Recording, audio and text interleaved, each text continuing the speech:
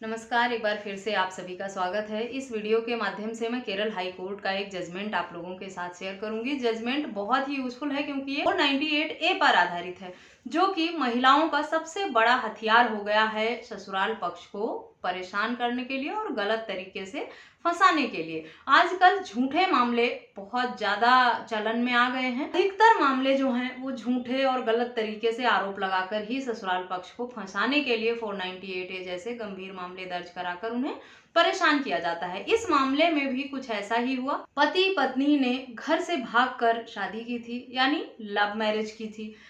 Love marriage में उन दोनों ने कॉन्ट्रैक्ट मैरिज की थी। उनके बीच में किसी भी तरह के रस्म रिवाज के साथ शादी नहीं हुई थी। जैसा कि अभी रिसेंटली एक जजमेंट आया है जिस पर मैंने भी वीडियो बनाई है और भी आप लोगों ने वीडियोज या न्यूज देखी होगी। हिंदू धर्म के हिसाब से शादी को वैलिड रखना है या कानूनी मान्यता देनी है तो उसके लिए रीति रिवाजों के हिसाब से शादी करना अब अनिवार्य हो गया है, यानी और 7 फेरों के बिना तो शादी कानूनी रूप से मान्य मानी ही नहीं जाएगी। इस तरह का जजमेंट रिसेंटली अभी आया है। संबंधित मामले में पति पत्नी ने भागकर शादी की थी। दोनों ने एक कॉन्ट्रैक्ट बना लिया था, कॉन्ट्रैक्ट मैरिज की थी और या इसे लिव इन रिलेशनशिप का दर्जा भी दे सकते हैं। दोनों के बीच में किसी भी तरह का जो है रीति रिवाज से शादी संपन्न नहीं हुआ था। इसीलिए संबंधित मामले में पति और उसके परिवार को राहत मिल गई। अगर और 498A जैसे गंभीर मामले से उन्हें बरी कर दिया गया। हाई कोर्ट ने ये कहते हुए बरी किया कि जब रीति रिवाजों के साथ उनके बीच में शादी हुई ही नहीं है तो कोई एक महिला और पुरुष, 2 व्यक्ति अगर ऐसे ही एक दूसरे के साथ रहने लगते हैं या लंबे समय तक रहते हैं तो उसे लिव इन रिलेशनशिप माना जा सकता है। कॉन्ट्रैक्ट मैरिज आप कह सकते हैं अगर उन्होंने समझौता करके एक दूसरे के साथ पति पत्नी की तरह रहने का वादा किया है और वो एक दूसरे के साथ जीवन शेयर कर रहे हैं अपना। लेकिन इसे शादी का दर्जा नहीं दिया जा सकता क्योंकि ये शादी रीति रिवाजों के हिसाब से नहीं हुई है।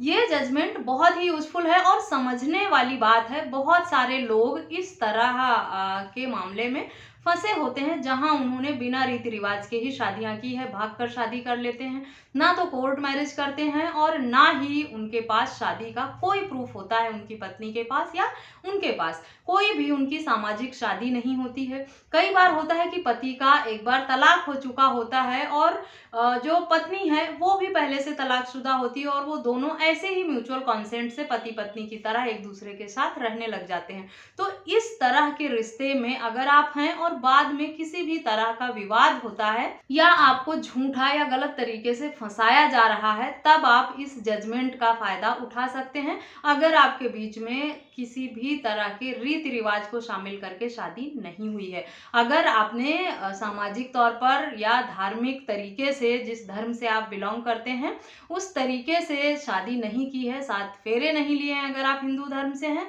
और ऐसे ही साथ रहने लगे हैं एक दूसरे के साथ, पति पत्नी मान लिया है, तो आपकी पत्नी आप पर 498A का मामला दर्ज नहीं करा सकती हैं। डिटेल में जानकारी पाने के लिए जजमेंट का लिंक वीडियो के डिस्क्रिप्शन बॉक्स में दे दूंगी, वहां से आप पढ़ सकते हैं और मामले को समझ सकते हैं। अधिकतर मामले ऐसे भी होते हैं जहां पे लड़का लड़की भागकर शादी करते हैं, बाद में विवाद होता है और इस तरह के झूठे मामले दर्ज कराए जाते हैं। ज्यादातर जो भागकर शादियां होती हैं या लव मैरिज होती है वो लोग रीति रिवाजों से या रस्म परंपराओं के हिसाब से शादी नहीं करते हैं और यही सबसे बड़ा माइनस पॉइंट होता है पत्नियों के लिए। और पतियों के लिए सबसे बड़ा प्लस पॉइंट ये बन गया है कि अगर इस तरह की शादी आपके बीच में हुई है तो कोर्ट उसे शादी मानेगा ही नहीं और अगर आप पर गंभीर आरोप लगाकर झूठे मामले दर्ज कराए गए हैं तो आप उसे आसानी से क्वेश करा सकते हैं।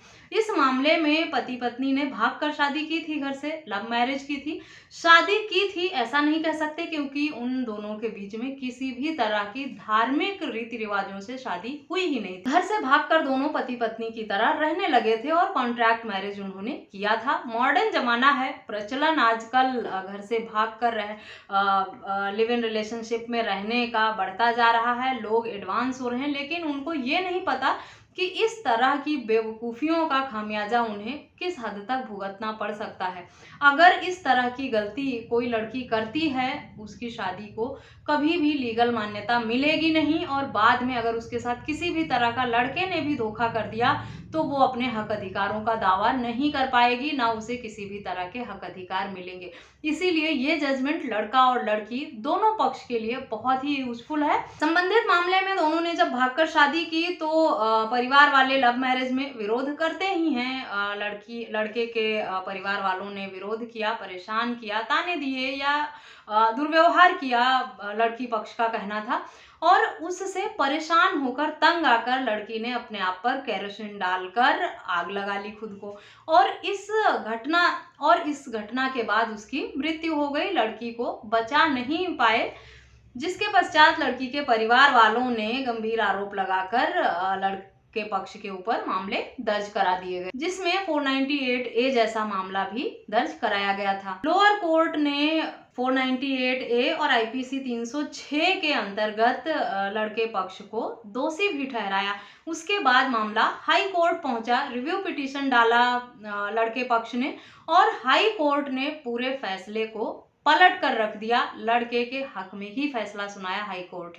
न्यायालय ने इसी आधार पर लड़के पक्ष को बरी किया कि क्योंकि उनके बीच में किसी भी तरह के रीति रिवाज को शामिल करके शादी नहीं की गई थी, इसीलिए उन्हें पति पत्नी का दर्जा नहीं दिया जा सकता। लिव इन रिलेशनशिप में रहना कह सकते हैं या कॉन्ट्रैक्ट मैरिज कर सकते हैं, लेकिन इन दोनों की कोई लीगल मान्यता नहीं है, कोई कानूनी वैल्यू नहीं है। बेशक ये कानूनन अपराध नहीं है, लेकिन इसे कानूनी मान्यता, और ना ही ऐसी महिलाओं को 498A जैसे मामले दर्ज कराने का हक अधिकार है, क्योंकि 498A का मामला सिर्फ एक पत्नी अपने ससुराल पक्ष के ऊपर और अपने पति के ऊपर दर्ज करा सकती है, उसे ही ये हक अधिकार दिया गया है। जो महिला पत्नी नहीं है उसे 498A के अंतर्गत मामला दर्ज कराने का हक अधिकार ही नहीं है, ये कहते हुए हाई कोर्ट से मामला खारिज हो गया।